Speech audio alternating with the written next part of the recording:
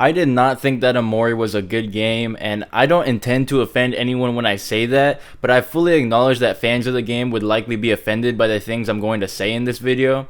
And honestly, I don't blame them. I think growing emotionally attached to a video game to the point that critiques of it offend you can sometimes just be a side effect of a video game being really good and having strong themes that the players resonate and identify with.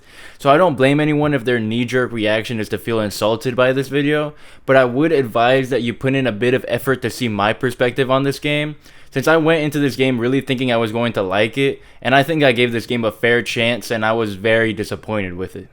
Now, this video is intended for people who have already finished playing the game of Omori, and I would recommend that you form your own opinion on the game before watching this video.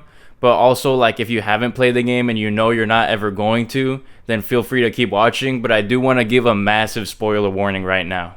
I'm going to start off with my thoughts on the characters of the game. The main cast of characters is kind of a mixed bag, including some really likable ones, but also including some that I didn't care for nearly as much as the game wanted me to. You see two different versions of most of the characters. You see them in the real world, and you see them in the world you go to in your dreams called Headspace. Now in Headspace, I find all the characters to be much more flat than they are in the real world, but that's not something I'm criticizing the game for, since I believe how the characters are in Headspace is meant to reflect an idealized version of how the characters used to be in the main character's memories. Also, you can name the main character of the game, but his default name is Sunny, so that's just what I'll be calling him.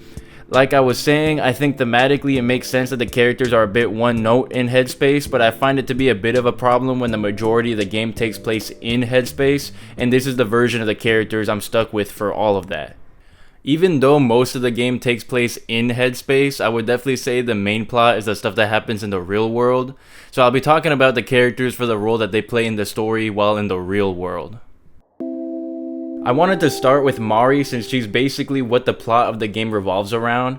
She's Sunny's big sister and is nice and caring towards him and acts sort of as a guide for him, with you even being able to ask for her help if you're stuck on certain quests. Her picnic basket also acts as your save point throughout the game, which I think is a great idea. It helps you feel how much Sunny relies on her when you quite literally can't save the game until you find one of her picnic baskets. In the real world, Mari died 4 years ago in what was apparently a suicide, and after Mari's death, the whole friend group had a falling out, and throughout the game, the friend group reconnects again. Even though you don't spend that much time with Mari since she's never a member of your party, and in the real world she's already been dead for 4 years, I think she's still characterized pretty well and I like her a good amount. I also want to add that even though they ruined this later in the game, I like that she's always portrayed as happy in the photos and the stories told about her, because I find it both realistic and interesting from a story perspective, the dichotomy between everyone viewing her as happy and the fact that she ended up committing suicide. I feel like that says a lot about her, or at least it would if it weren't for the ending of the game, which I'll get to later. Now I'm going to talk about Kel and Hero. I wanted to talk about these two characters as a package since they're brothers and their stories relate to each other pretty heavily, and also because they're my personal favorites out of the game. Hero is the older brother who's known for his charm, his passion for cooking, and his ability to be successful in almost everything he does. He's off at college for the first half of the game, with you only getting to know him in the real world during the second half of the game. And Hero was also dating Mari before she died, with the two of them often being responsible for the rest of the group while they hung out since they were older than everyone else. His younger brother Kel is the first character you meet in the real world, and he's the same age as Sunny, with both of them being 16 years old. Kel is kind of a troublemaker, and he gets himself involved in situations where he realistically doesn't really need to be involved, but he always does it for the right reasons, like standing up for his friends. This makes him very likable to me, and I also appreciate how much he moves the plot forward, since the story is about these friends reconnecting, and Kel is the one that puts in the most effort to try to reconnect everybody, because he genuinely just wants to be friends with everyone again. Kel and Hero currently have a great relationship with each other, even though some strain was put on the relationship after Mari's death, and they're easily the most supportive characters towards Sunny throughout the game. Next, I'll talk about Aubrey. Aubrey's not exactly my favorite, but she's not the worst either. Aubrey and Kel are portrayed as always bickering in Headspace, but honestly I find Aubrey to be the more combative one, instigating arguments more often than Kel does. This might be because in the real world she's found a new friend group that she likes to hang out with and has become a rude bully, picking on one of the previous members of the friend group whose name is Basil. and being incredibly insensitive about Mari's death in front of Sunny. This bully plotline really reaches its climax when Aubrey pushes Basil, not realizing he's about to fall into a lake, and he nearly drowns until Hero dives in and saves his life. After this, the group has a conversation with Aubrey where she realizes the error of her ways, and she goes to apologize to Basil. With Aubrey, I particularly like that when compared to the other characters of the game, Aubrey seems like she's actually changed in a meaningful way throughout the last 4 years when compared to how she is in the flashbacks and how she is inside of Headspace. Even though I think these changes were for the worse with her becoming much more mean and closed off than before, I like that you can see how much Mari's death really affected her just by seeing how much she changed. Aubrey makes for a fine antagonist for the real world section of the game, but I do find it a little frustrating how forgiving the other characters are towards her bullying behavior just because they used to be friends.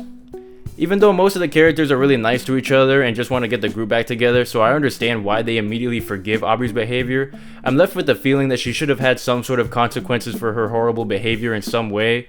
You could say that the town judges her while they're at church and that's a result of her bad behavior, but that happens before she does her worst act in the whole game, which is almost drowning Basil, so she kinda just gets away with the whole almost drowning Basil altercation by just saying sorry afterwards, when I think she should have put in some more effort to try to make it up to Basil in some way before she was forgiven. Even though it was an accident, it was still caused by her carelessness, and Basil got hurt from it.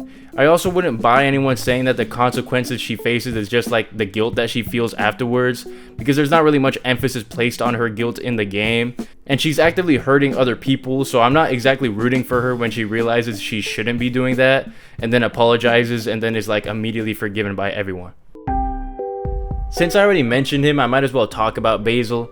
Basil is portrayed as a very sensitive guy who's very sentimental as well. This is shown by how much he cherishes his photo album filled with photos of when everyone used to be friends. He seems very lonely and he actively further isolates himself from his friends, making himself hard to access. It's shown that he used to be one of Sunny's closest friends and that he used to be a very positive person before Mari's death. And I also personally find Basil to be one of the most likable characters in the game. That is, until what they do with him at the end of the story, which I'll get to later. But Basil might just fit into sort of a character trope that I like, because he reminds me a good amount of Ralsei from Deltarune, and Ralsei is also one of my favorite characters from that game. Basil is also the only main character other than Mari that never joins your party, so he does have significantly less screen time than most of the other main characters. And also, I really enjoy the sections where you get to look through his photo albums. I think they're very well done. Lastly, I'll be talking about Sunny. While you're in Headspace, Sunny's name is actually Omori, and because he's mostly a silent protagonist, there isn't really much to say about him until you get much later in the game, other than the fact that he gets scared pretty easily and that it's obvious how deeply he cared for his sister. He is also very depressed with him stabbing himself multiple times throughout the game, and just overall being unmotivated to do much of anything. Even though I get it from a story perspective, I do find him being so unmotivated to do anything, and scared as often as he is to be a little annoying from a gameplay perspective, but it does make sense for his character. I also wish that the game would let you contribute to conversations much more often than it does, considering how much of the game is just dialogue. And I get that the game is trying to keep him as a silent protagonist, but from a gameplay perspective, it's just pretty noticeable the amount of dialogue that you can't contribute to in any way. And also, I don't really know if there's that much gained from the game for trying to keep him a silent protagonist, because they do establish that he is his own character with his own backstory and his own motivations. I'll be talking much more about Sunny in a moment, but I wanted to take a moment to talk about the aesthetics of the game real quick. I think the art style is one of the stronger parts of the game, but I still think it's quite underdeveloped in certain areas, specifically the character designs. Like, if you look at the party members' portraits, it's quite literally the same face copy and pasted over and over again, just with different hairstyles put on each one. They also all have the same body type as one another. It's pretty obvious the creator of the game prefers to draw this specific body type, being small and skinny, with the only difference between the main characters' body types being that the older ones are slightly taller than the younger ones. Like, even the character you meet that's supposed to be a veteran space pirate has the same exact body type as the rest of the main characters, which I find to be kind of insane. I know they reveal that he's actually a character from a comic book series in the real world, so that's why he looks like that, but I still find it a missed opportunity that he looks so similar to the rest of the main characters in terms of his face and his body type. I will say though, towards the second half of the game, we started to get a bit more variety in body type, so at least there's some progress in that direction. When it comes to the designs of the environments, I find them to be quite nice and quite aesthetically pleasing. I could easily see how other people could fall in love with the visuals of this game. And even in the real world where everything just looks normal, the art style still works very well for the story being portrayed. When it comes to the music, I thought the background music of the game served well as background music, but there weren't that many standout songs that I really feel any sort of way about. There are a few exceptions to this for sure though, with some of my favorite songs from the game being By Your Side,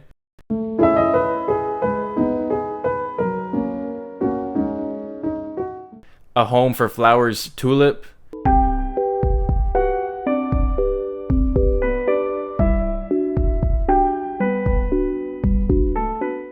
I Just Love the 50s,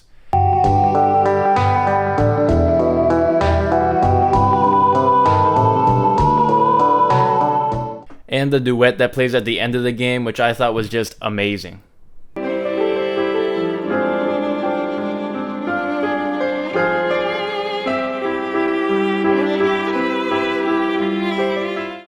So let's go ahead and talk about the end of the game. The last day of the game that you spend in the real world is easily my favorite out of the 3 days because you don't have to deal with Aubrey being a rude bully at this point, and you get to see way more of an insight into how Mari's death has affected everyone, which has for sure been the main plot up to this point. It's actually really satisfying when you finally get the whole party to spend time together in the real world, and it feels like the characters are actually getting some sort of closure. I thought this day was very tastefully done and full of well executed emotional moments. I particularly like when the game finally lets you bring flowers to Mari's grave, which is something I've been trying to do since day one, and the game rewards you with having a picnic with Mari and your friends.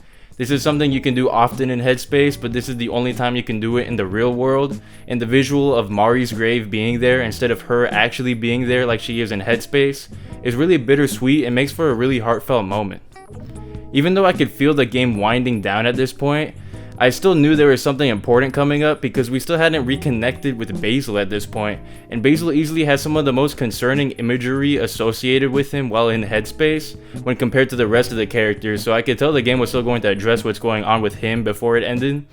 Pacing wise, this part felt sort of weird to me because I felt like the game could basically end at the end of day 3 and it would be pretty satisfying, but the game is still setting up Basil to be this important thing that'll be addressed at the end of the game. And if we're not already at the end of the game, then when is this going to be addressed? Well, the answer is that it's going to be addressed the night of day 3. Here's one last massive spoiler warning for the end of the game. The night of day 3, everybody goes to sleep except Basil and Sunny. Even though this night went on for longer than I expected it to, it still feels pretty rushed because, as I said, I felt like we were already in the falling action of the game, and Basil going missing in Headspace was the inciting incident of the whole game, so waiting until the game is basically already over to introduce what's going on with him is kind of mind-boggling to me. But anyways, this night Sunny checks up on Basil, and Sunny and Basil actually end up fighting each other, and Sunny's eye ends up being stabbed. He then passes out and re-enters Headspace while an ambulance carries him to the hospital. It is here that they reveal the bombshell that is that Mari never actually committed suicide. The day that Mari died, Sunny and Mari were arguing, and Sunny ends up pushing her down the stairs, which ends up killing her. Basil witnesses this, and then they decide to cover up the death so that Sunny won't get in trouble for it.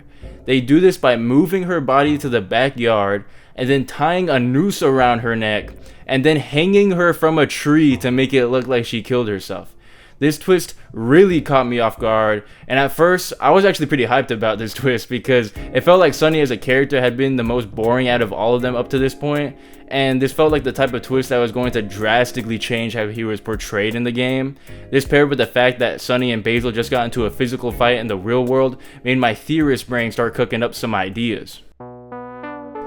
I could tell Sunny and Basil's relationship wasn't the most healthy at this point, with Basil seeming to be very dependent on Sunny, and Sunny seemingly not caring much for Basil in return. This paired with the new information we got about Basil helping Sunny cover up his sister's death made me think that maybe Sunny was manipulating Basil this whole time to keep quiet about what actually happened to Mari, and the game was going to end with Basil actually defeating Sunny and telling the truth to the friend group about what happened. I started to see Sunny as more of a villain, not really for killing his sister, which seems like it was an accident, but for lying about the truth to him and his sister's closest friends for the last 4 years. They even revealed that Sunny was the one that ruined their old photos together, and Basil just took the blame for it, leading to him being bullied by Aubrey for something he didn't even do.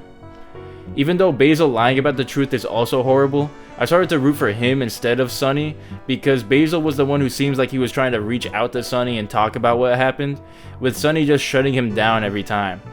This paired with the seemingly toxic nature of their relationship made me think that Basil was being manipulated by Sunny this whole time to keep quiet. It also helps that Basil didn't actually kill Mari, Sunny did. For those reasons, I started to root for Basil more than Sunny. Sadly, none of these things ended up happening, but I'm not going to criticize the game for my particular theory being in the wrong.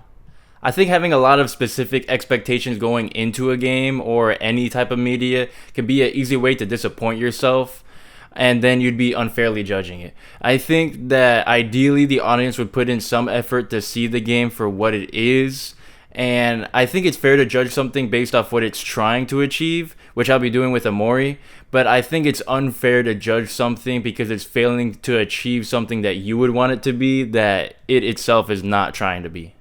What really ends up happening is that Sunny relives several memories that he had with the friend group when Mari was still alive, which he had previously only seen in photographs.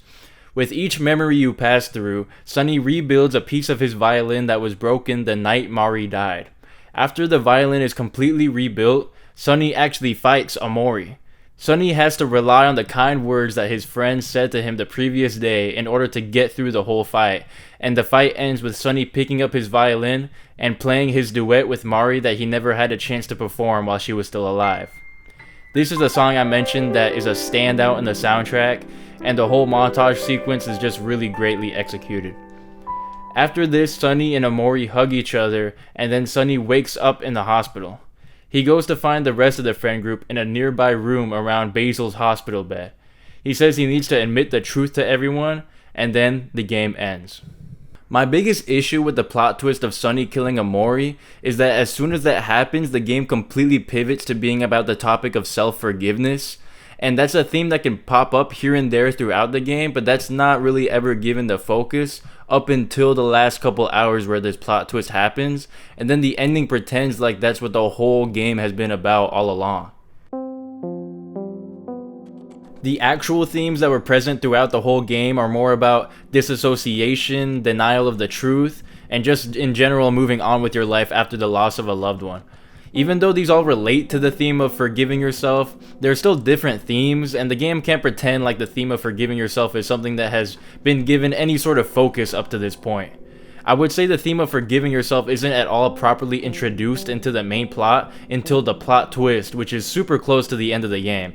And like I said before, occurs after the rest of the main characters have pretty much already had their closure. Also, I personally read the duet montage followed by Sunny hugging Omori to be the moment that he forgives himself. And I take issue with this because I just can't in any way say that he's earned forgiveness when at this point he hasn't even admitted the truth of everything that happened that night to his friends.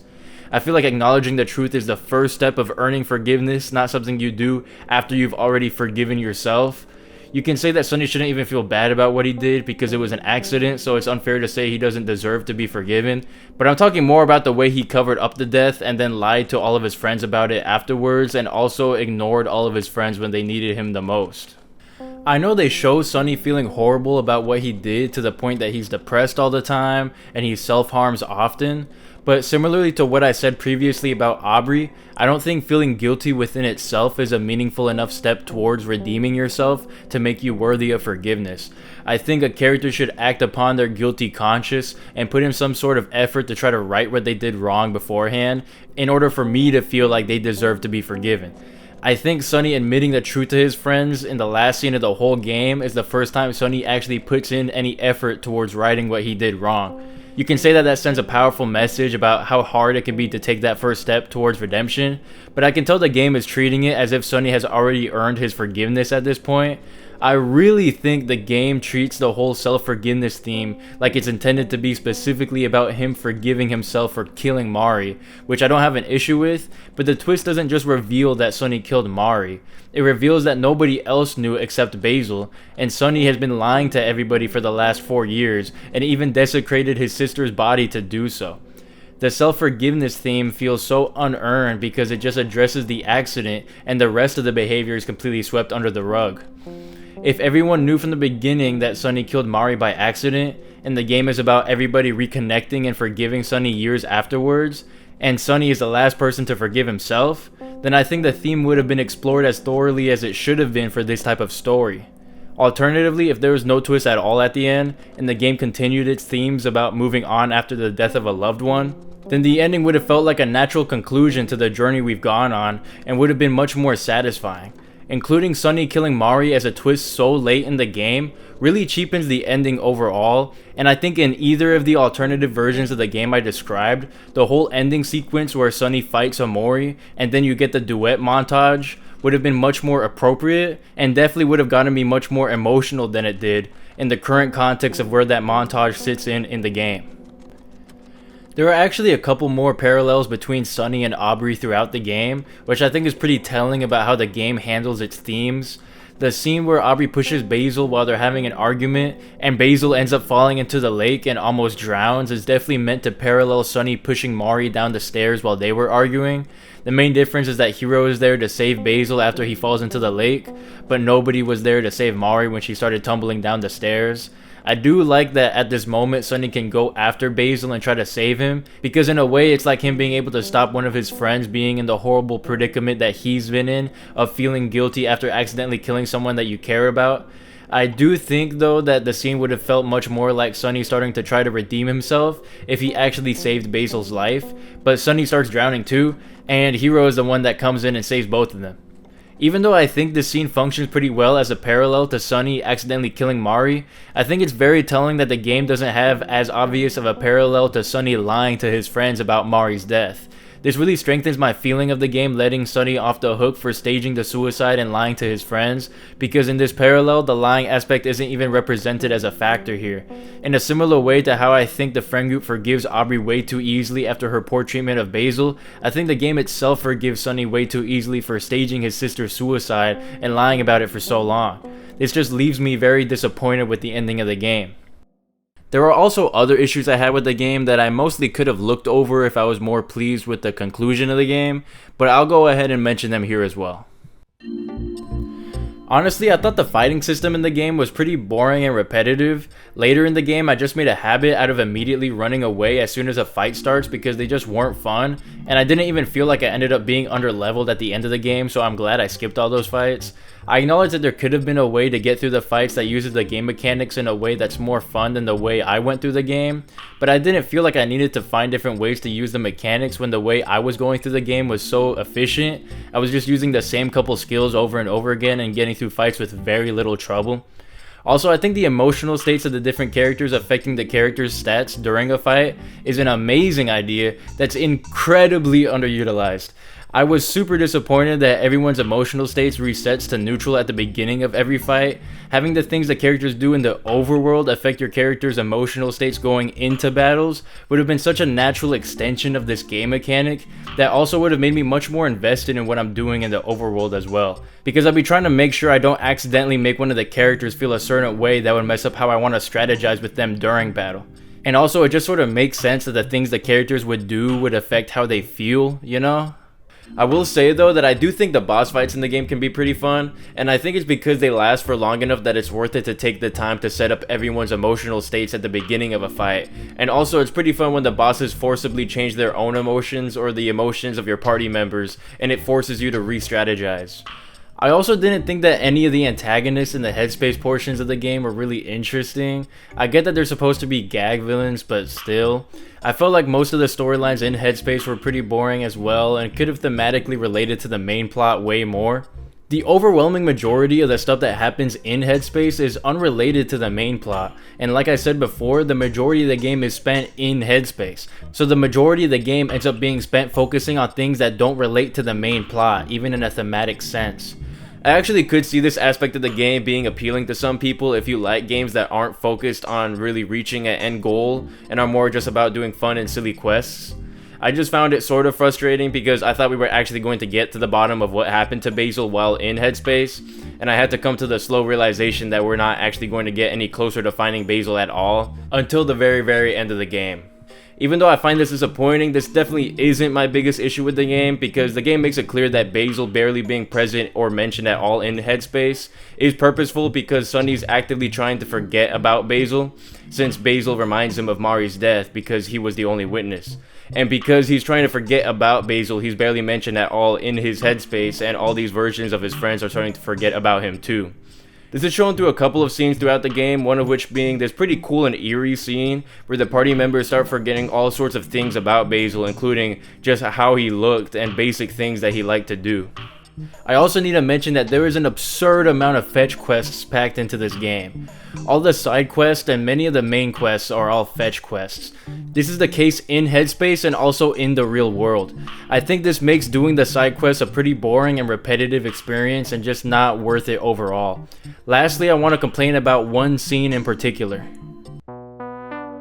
There is a scene where Sunny and Kel are trying to get Basil's photo album back from Aubrey after she stole it from him, and this leads to them having a big fight. After this fight, while Sunny and Kel are passing by Aubrey's house, she steps outside just to throw the photo album in the trash bin right in front of them. I actually like this scene because it shows that she's still mad at them, but she actually did feel bad and wanted to return the photo album, so she returned the photo album to them but did so in a disrespectful way. This is pretty interesting characterization, further building upon her newfound identity of being a bully, while showing that deep down she still cares for her old friends. Unfortunately, there is a scene later on where Aubrey explicitly says that she didn't even notice Sunny and Kel were there when she threw the photo album away, so it's just a coincidence that Sunny and Kel were passing by and saw it. The way the scene was portrayed in the game made me think that she obviously knew that Sunny and Kel were there, considering they're standing right in front of her, but I guess I mistakenly read what was going on in the scene. The scene where she clarifies that she didn't even see the two of them, to me only serves to retroactively make Aubrey a less interesting character, which reminds me of how Mari is treated at the end of the game. Don't get me wrong, there are several hopeful and optimistic characters that I really love, but easily the most interesting part of Mari's character was specifically the dichotomy between all her happy memories with her friends and the fact that she ends up committing suicide. However, the plot twist at the end, yet again, only serves to retroactively make Mari's character way less interesting than how she was already presented to have been throughout the whole game. I'm going to end this off by saying that even though I'm confused as to how this game was so positively received, I'm still glad that an indie game developer got to see massive success off of their passion project, and I'm hoping that they learn from this one and that their next one will be better. Thanks for watching. Real quick, I hope I didn't come off as too negative about this game, but I just wanted to be as honest as possible about my thoughts in this video. And if you liked it, I'd appreciate a like and subscribe, and if you disagree with me about Omori, or have any thoughts on the points I made in this video, then feel free to leave a comment about it as well. Thank you for watching.